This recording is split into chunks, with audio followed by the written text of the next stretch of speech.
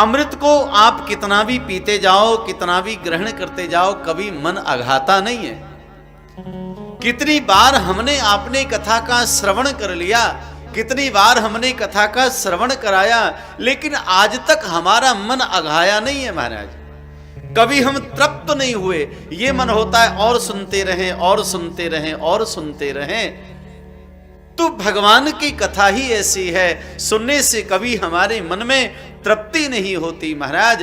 क्योंकि हमारे संतजन कहते हैं, भगवान से प्रार्थना करते हुए यही भाव रहता है, हमारे कान समुद्र की भांति बन जाएं, जिससे कि समुद्र नदियों को आवाहन देते रहते हैं, नदियों तुम आओ, कितना भी जल लेकर के चली आओ, मैं सबको समाहित कर लूंगा। तो हमारे कान भी समुद्र की भांति बने। और ये कथा सरिता जो है, ये बह बहकर हमारे कानों के माध्यम से हमारे जीवन में, हमारे शरीर में प्रवेश करें, और हमारा मन कभी भगवान की कथाओं से अघावे नहीं। और वास्तव में गुप्ता परिवार का जितना भी कहा जाए उतना कम है। लगातार कई महीनों से हमारी इस आयोजन की मुहिम से जुड़े हुए हैं, और भी जितने भक्तजन, जितने परिवार इस आयोजन से, जो लॉकडाउन में ऐसी वैश्विक महामारी जो हमारे देश में ही नहीं पूरे विश्व भर में जो आई है, इस महामारी के समय पर जो भगवान से जुड़े रहे, और उन सभी परिवारों के लिए और YouTube चैनल के सभी हमारे श्रोताओं के चरणों में भी हम बारंबार प्रणाम निवेदन कर रहे हैं। एक बार दोनों हाथ उठा के बोलिए, राधे राधे राधे। बचपन से भजन हम आप श्रवण करते आए हैं, भगत के बस में है भगवान।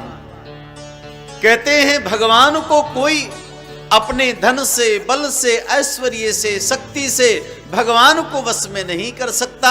भगवान को यदि बांधना है, बस में करना है, तो एक बहुत सामान्य सी बात है, अगर भाव हमारे जीवन में आ जाए तो भगवान भी बंध जाते हैं। जिन ठाकुर जी को महाराज बड़े बड़े संत जन, ज्ञानी जन, महात्मा लोग, ब्राह्मण लोग, समस्त देवता जिन भगवान को बांध नहीं पाए, उन भगवान को यशोदा मैया ने केवल एक हाथ की रस्सी से ही बांध दिया। और एक प्रसंग मुझे स्मरण आ रहा है, इस कथा की हम शुरुआत करें। आदरणीय हमारी बहन जी श्रीनाथ द्वारा से हैं, तो मुझे श्रीनाथ जी की एक मंगलमयी कथा का स्मरण मुझे हो रहा है। बड़ी भाव की और प्रेम की कथा है। आज से करीब, ये सत्य घटना है, हमारी वृंदावन की बहुत सत्य घटना है, वो भी हम आपको श्रवण कराएंगे। लेकिन श्रीनाथ जी की एक बड़ी प्यारी सत्य घटना है। आज से करीब 200-250 वर्ष पूर्व महाराज की बात। एक सेठ जी थे, तो धन की कोई कमी थी नहीं, घर में बहुत था भगवान का दिया हुआ।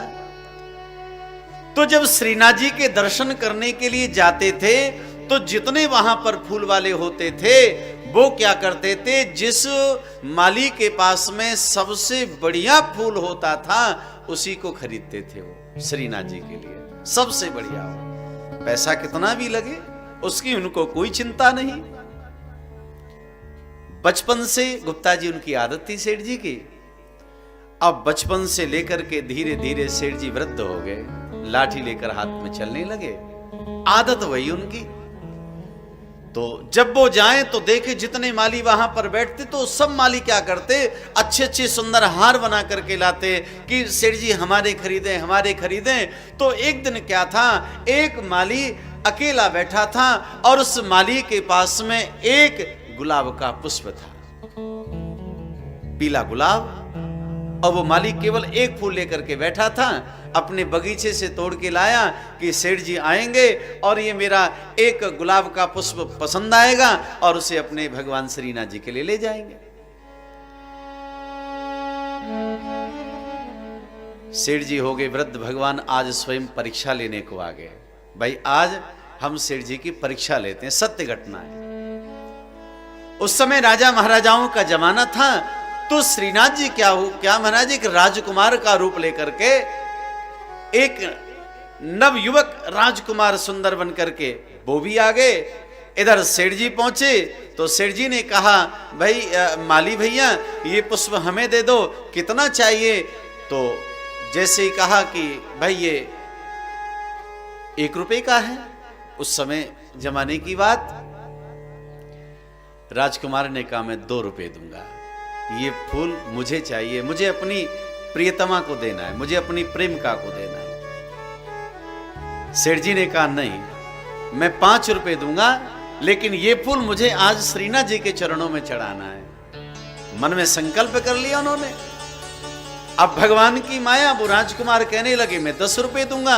सेठ जी ने कहा मैं 20 दूंगा, उन्होंने कहा मैं 100 दूंगा, मैं 200 दूंगा। धीरे धीरे धीरे बोली लगती गई, लगती गई, लगती गई महाराज। और भाव ये आता है कि अंत में सेठ जी ने कहा इस पुष्प को लेने के लिए आज मैं पूरी संपत्ति देने को तैयार हूं, लेकिन आज इस पुष्प को मैं श्रीनाथ भगवान के चरणों में समर्पित करके ही रहूंगा। अब राजकुमार तो कोई और नहीं, भगवान ही थे। आज भगवान स्वयं हार मान गए और कहा कि कोई बात नहीं है, ये पुष्प तुम ठाकुर जी को चढ़ा दो, मुझे नहीं चाहिए। ऐसे कह के भगवान तो आज अंतर्ध्यान हो गए।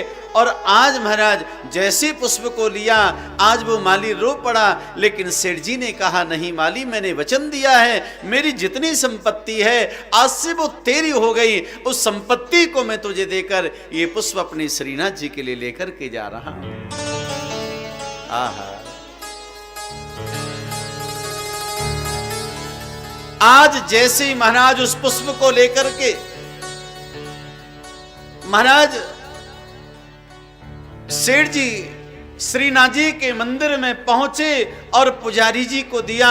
पुजारी जी ने वो गुलाब का पुष्प जैसे ही श्रीनाथ जी के चरणों में समर्पित किया तो श्रीनाथ जी का जो मुकुट है वो झुक गया। एकदम समस्त पुजारी लोग चिंतित हो गए, आज क्या हो गया? भगवान का मुकुट झुक गया। आज कैसा व्यक्ति आया जिसने क्या भगवान के चरणों में अर्पित कर दिया? देखो तो सही, भगवान का मुकुट झुक गया है। कारण क्या है?